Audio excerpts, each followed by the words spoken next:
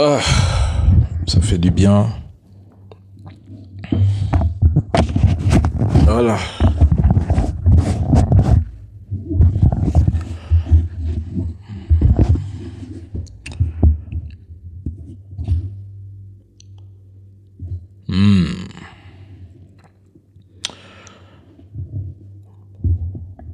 C'est vrai, je passe pas en live très souvent sur Facebook. Mais je voulais parler de cette rupture diplomatique avant d'aller me coucher. Beaucoup de personnes ne m'ont jamais vu en live sur Facebook. Bonsoir la famille, comment allez-vous? La rupture historique de Burkina Faso avec la France, c'est un acte de souveraineté absolue face à l'arrogance néocoloniale éternelle. Le 26 juin 2026, le Burkina Faso, sous la conduite du capitaine Ibrahim Traoré, a officiellement rompu toutes ses relations diplomatiques avec la France. Ce n'est pas une simple mesure administrative. Mesdames et messieurs, c'est un coup de tonnerre souverain. C'est la goutte d'eau qui fait déborder le vase d'un siècle et demi d'humiliation, d'exploitation et de sabotage camouflé en coopération. Et la goutte d'eau qui a tout fait exploser s'appelle Christophe Gomard, général français recyclé en eurodéputé, ancien patron des forces spéciales et du renseignement militaire, incarnation vivante de l'échec français en Afrique et de la rage impuissante de Paris. La France, cette puissance fantôme, fantoche, qui refuse de mourir, depuis les indépendances bidons, trafiquées des années 60, la France n'a jamais vraiment quitté ses anciennes colonies. Elle a juste troqué les uniformes coloniaux contre des accords de défense, des bases militaires, le franc CFA, les élites corrompues formées à l'ENA et les coups d'État discrets quand ça dérange, des OPEX. Au Burkina comme au Mali, au Niger, en Centrafrique, ça a été le même schéma. France-Afrique, ce système mafieux, où Total, Bolloré, Areva, Orano et les services secrets pillent les ressources de manière illimitée pendant que l'armée française lutte soi-disant contre les terreaux en le faisant prospérer. Les chiffres sont même accablants. Après 10 ans d'opération Barkhane, coût en milliards d'euros, le Sahel est plus instable que jamais. Les groupes terreaux ont explosé en nombre et en territoire. Pourquoi? Parce que la France n'a jamais voulu vaincre. Elle voulait maintenir le chaos, contrôler pour justifier sa présence, vendre des armes aux terreaux, garder la main sur l'uranium, l'or, le coton, nos ressources. Le Burkina, riche en ressources, devait rester indéfiniment un vassal docile. Mais avec les coups de libération de 2022, je dirais le coup, le peuple burkinabé a dit assez. Ibrahim Traoré et les patriotes ont chassé les troupes françaises, dénoncé les accords humiliants, tourné vers la Russie, la Turquie, l'Iran, la Chine. C'est une souveraineté réelle. Et il y a des résultats concrets. La reconquête progressive du territoire burkinabé, l'armement national qui est réel parce qu'avant il n'y en avait pas, et les alliances sud-sud. Donc la France humiliée n'a pas digéré. Elle a perdu le Mali, le Niger, le Burkina, son précaré, ses frites. Alors qu'est-ce qu'elle fait? Elle passe en mode vengeance hybride.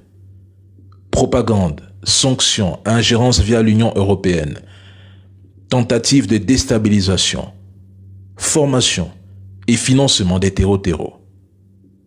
Personnellement, je dis que Christophe Gomard est la goutte d'eau le provocateur arrogant qui a fait déborder le vase. Moi, je vous le dis clairement.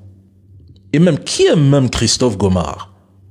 C'est un général de corps d'armée, ex-commandant des opérations spéciales, ex-patron de la DRM. Ce Christophe Gomard était aux manettes pendant Serval Barkhane. Qu'a-t-il fait? Résultat, échec total.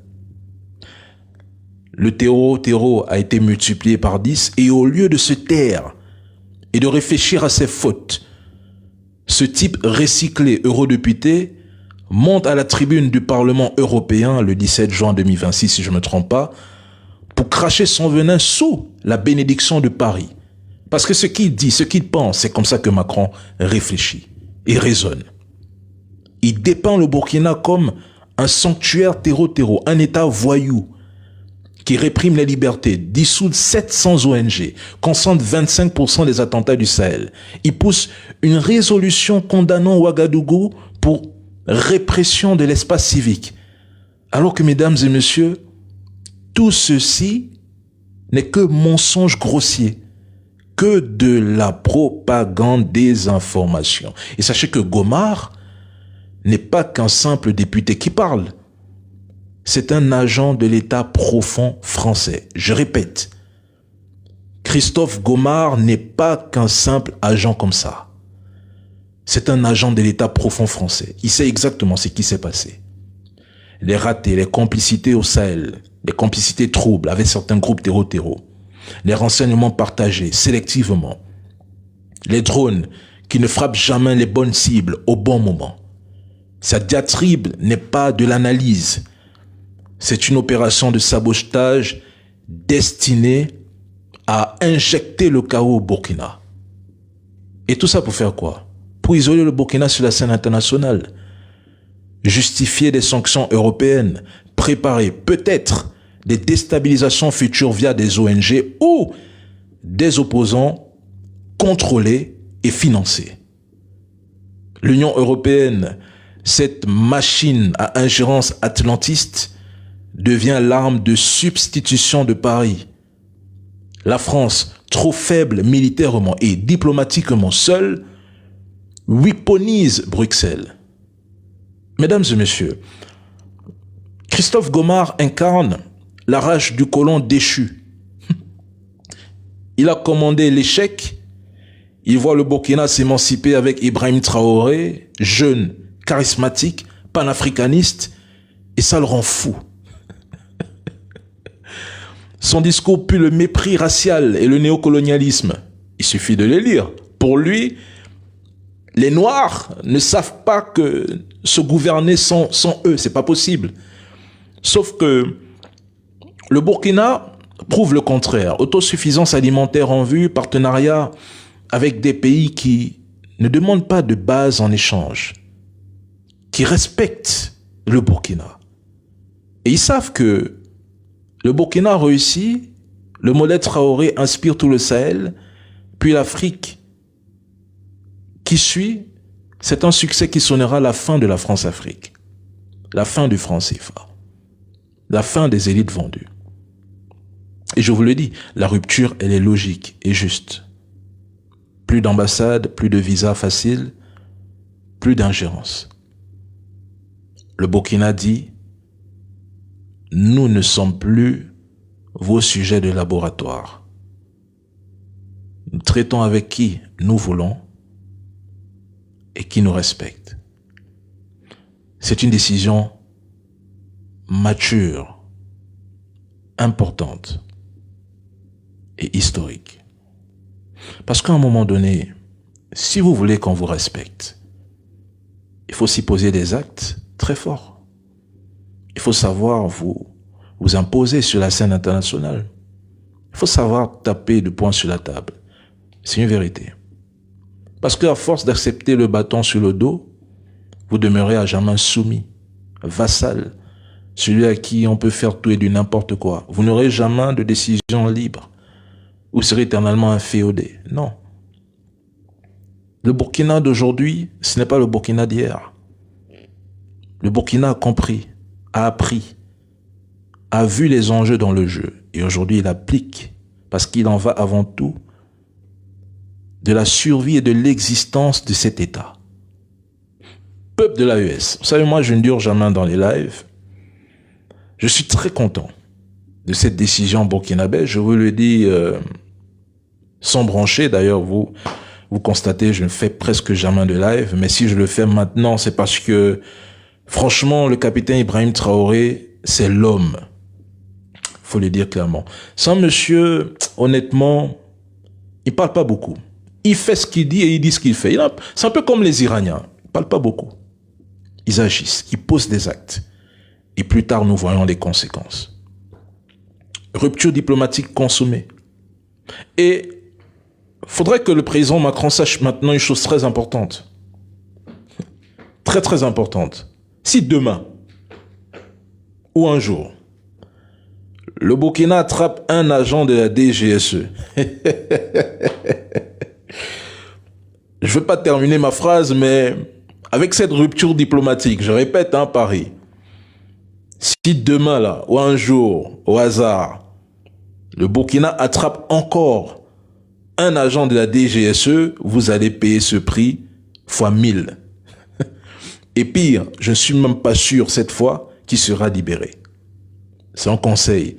Donc si vous avez encore vos agents là, réfléchissez à 2 fois pour déstabiliser ce pays. Parce que toutes les pistes qui étaient ouvertes pour vous, pour aller déstabiliser le Burkina, sont fermées. Maintenant, qu'est-ce qui vous reste? La propagande. Mais à un moment donné, même cette propagande, vous êtes battus à plat de couture.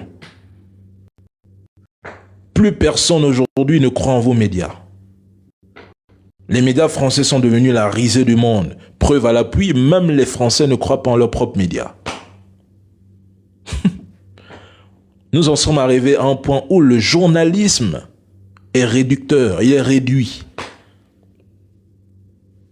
Vous avez fait du journalisme un métier à chiffon. Vous inventez des fake news, vous pompez de la propagande parce que vous avez pour objectif de reprendre le contrôle total du Sahel. Mais je vous le dis, mesdames et messieurs, cette ère est révolue. L'AES avance et je remercie les présidents Assimi Goïta, Ibrahim Traoré et Abdourahmane Tchani. Ils ont une vision, malheureusement, que beaucoup ne comprennent pas. Vous savez, ce combat ne dépend pas de ces 3 dirigeants. Ils ont initié quelque chose qui peut-être ne se terminera même pas avec eux. Tout le monde doit être Assimi, tout le monde doit être Ibrahim, tout le monde doit être des Tchani. Ce combat, l'AES, c'est une idéologie, la famille. Assimi est appelé à partir. Personne n'est éternel, je vous le dis. Assimi va peut-être mourir dans 50 ans, dans 100 ans. Le combat, il va perdurer. Tchani va partir, Ibrahim va partir. Personne n'est éternel. Mais il y a un héritage qui est là. C'est l'AES. Il faut réfléchir, la famille. En fait, ils sont en train de vous laisser quelque chose de porteur. Qu'est-ce que nous allons faire de cet héritage? C'est la question que tout le temps chacun devrait se poser à compter d'aujourd'hui. Qu'est-ce que nous ferons de cet héritage? Nous avons vu la création de la CEDEAO et ce que la CEDEAO est devenue aujourd'hui. Ce n'est plus la même chose. Aujourd'hui, nous avons la chance, la possibilité de voir une Afrique libre, indépendante et souveraine. Et qui aujourd'hui réussit à impulser ce rêve? C'est l'AES. Tout le temps on me dit, mais Dani, tu parles constamment de l'AES, mais vous voulez que je parle de qui? Vous voulez que je parle de qui et de quoi là-bas en Afrique? Si vous enlevez le Burkina, le Mali, le Niger, vous voulez que je parle de qui? En Afrique centrale là-bas, vous voulez qu'on parle de qui là-bas? Qui sont ceux aujourd'hui qui détiennent le flambeau pour libérer l'Afrique? Il faut aussi se poser ce genre de questions. La lutte, elle est dure. Je vous le dis, elle est très dure. Les nerfs seront mis à épreuve. Beaucoup de gens, et je le dis constamment, beaucoup de gens vont désister de cette lutte. Certains vont quitter le navire. Parce que peut-être ils n'ont pas cette capacité de tenir sur la durée. Mais le soldat, c'est celui, quand il s'engage, il tient à atteindre ses objectifs. Nous avons 3 étoiles polaires, 3 soldats, 3 militaires qui ne connaissent pas la politique, qui ont décidé de prendre en main 3 nations, qui se sont dit ensemble, nous pouvons faire quelque chose et nous allons faire quelque chose. Ils ont redistribué les cartes au niveau de l'Afrique. Ils ont montré aux Africains que la liberté, loin de l'Occident, est possible. Ils ont montré aux Africains qu'avec une volonté et une détermination, on peut faire quelque chose. Le terrorisme, il est là, mais c'est le bras armé de l'Occident. Ils le combattent. Il y a des pertes, c'est difficile, mais nous tenons la route et nous continuons à penser. Rien n'est parfait, c'est la guerre. Et c'est pour ça que moi je dis toujours, soutenez ces soldats qui se battent jour et nuit pour la nation. Ils en ont besoin. Faites des vidéos, faites des lives et soutenez vos soldats qui sont au front 24 heures sur 24. Parce que ils sont quelque part une ligne de front et de résistance. Ils se battent pour que vous, aujourd'hui, qui n'avez pas les moyens d'aller sur le front, puissiez avoir un avenir meilleur. Alors soutenez ces soldats et soutenez vos dirigeants. Parce que moi, je le dis, sans me tromper, si l'AES tombe, c'est terminé. Si l'AES tombe, même le panafricanisme, là, oublié. Je vais être franc avec vous. Je dis, si l'AES tombe demain, même l'histoire de panafricanisme, tout ça, ce sera terminé. Parce que les mesures que la France prendra contre toute voix dissidente, nous ne sommes pas prêts. Parce que l'AES, c'est la faille dans leur système. C'est cette faille aujourd'hui qui veut à tout prix corriger, mais ils ne peuvent pas. Donc, au lieu de rêver, d'attaquer ceux-mêmes qui se battent pour que l'Afrique demain soit libre, les gars, soutenez-les. Moi, je ne comprends pas ces Africains qui passent leur temps à clasher, insulter, mépriser ces 3 dirigeants de l'AES, alors que, je vous le dis, ils auraient pu faire comme les autres dirigeants qui ont fait leur coup d'État. Ils auraient pu organiser les élections depuis. Qu'est-ce qui empêchait Assimi d'organiser des élections? Rien. Il pouvait faire comme tout le monde. Il organise ses élections, il porte une veste, il roule ses Rolls-Royce en plein Bamako. Ibrahim Traoré aurait pu faire la même chose.